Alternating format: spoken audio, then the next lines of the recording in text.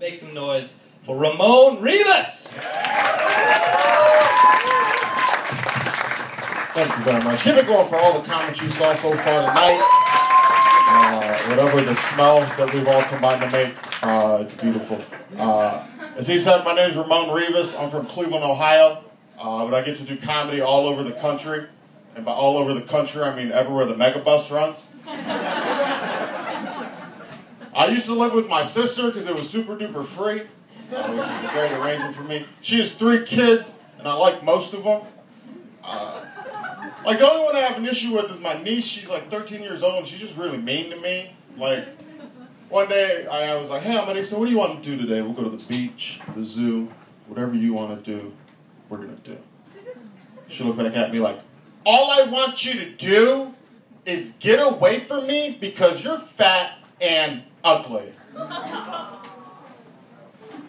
Which broke my heart because I don't know how to tell her that she looks just like me.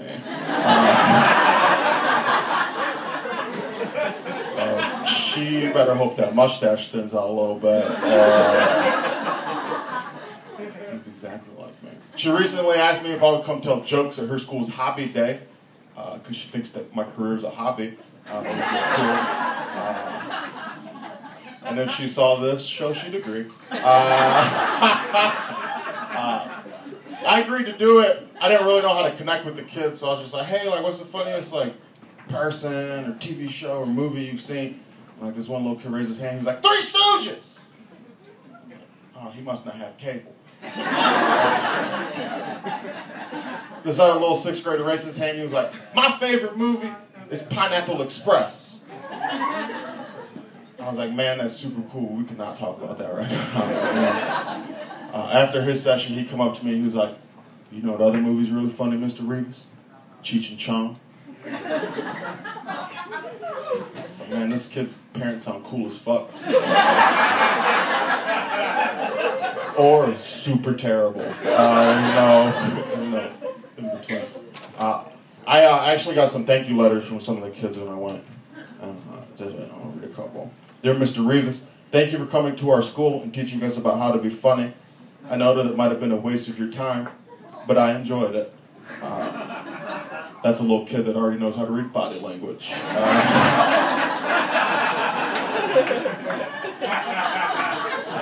It was very interesting to know that you can make jokes so easily. Also, you can make them out of such simple topics. Fuck this kid. Normally, I talk about all kinds of different shit, but to connect with the kids, I had to mostly just talk about chickens. Your time was valuable to us because we got to learn new things we never knew. Also, I got to get out of class and do something much better than learning. Sincerely, Anthony. Dear Mr. Ramon, thank you for coming into our school. I like the jokes about the chickens with your roommate. Also, you were very funny, and I hope you get famous. I think you can become famous like Kevin Hart. By the way, if I ever hear of that you have, I will see if I can go. Which is hilarious that this kid thinks I could become one of the biggest comics in the world, and if I do, they'll think about coming. They don't think it right now, they might have plans, the girl might not like comedy. Dear Mr. Rivas, hi, my name is Olivia. Thank you so much for coming and telling us tips on how to become a comedian. You're really funny. I really liked all of your jokes about your roommate having chickens. Those jokes were hilarious. If you ever need to talk to the kids of this nation, just be like, bark, bark, bark. And they'll be putty in your hand. I really like how you make jokes out of things that have previously happened to you. Which is great that even children realize I spit that real shit 100% of the time.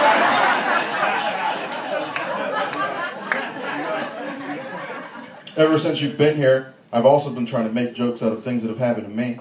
Now when I grow up, I want to be a comedian too. Thanks again. I can't wait to see you next year. Your friend, Olivia. I don't know how to break it to her that I'm not coming back.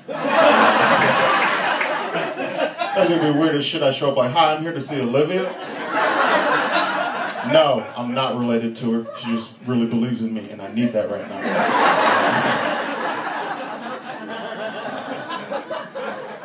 I'm in town for a couple more days. I'm doing some shows around town. My name online on everything is Blazer Ramon because I wear a lot of sport coats while smoking weed. My Instagram feed is full of videos of white people dancing. It's my favorite thing to capture because it's so passionate and carefree. I just wish I could do everything in life with the zest and zealor that white people dance with. It's just like I can't even really do it because I have too much rhythm.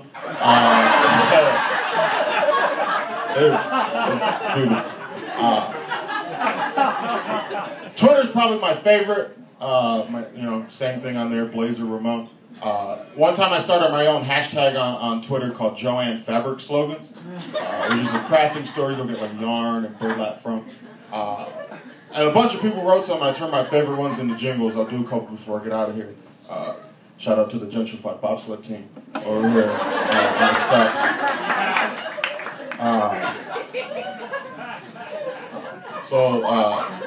The first one is Joanne Fabrics, 'cause you need something to do with Grandma while she's still alive. Second one is Joanne Fabrics, where homeschool kids go on their field trips.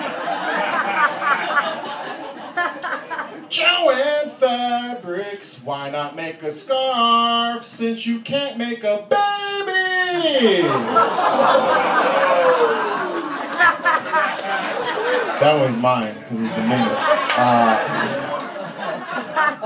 I really like that joke. But the first time I tried to do it in front of an all-black audience, like nobody laughed, like not one person. And I didn't know why until after the show, this nice old black man came up to me and he was like, "Hey man, black people don't do crafting." And so I'm like, that's way too racist to be true, you know? So I went home and I thought about it, I was like, you know what, I'm not going to do anything until I write some Joanne Fabric slogans that black people might think are funny. So after 2.5 weeks of intense marijuana smoking, I came up with two. The first one is Joanne Fabrics, in case you need some beads for your braids.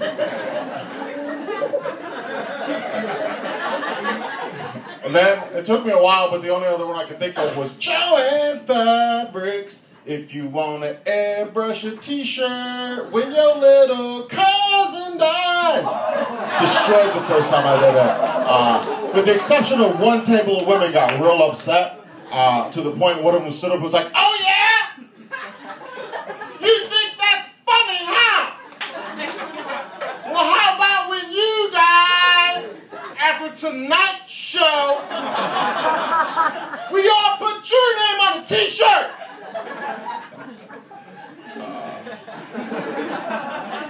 Sounds like everyone's about to go to Joanne Fabrics.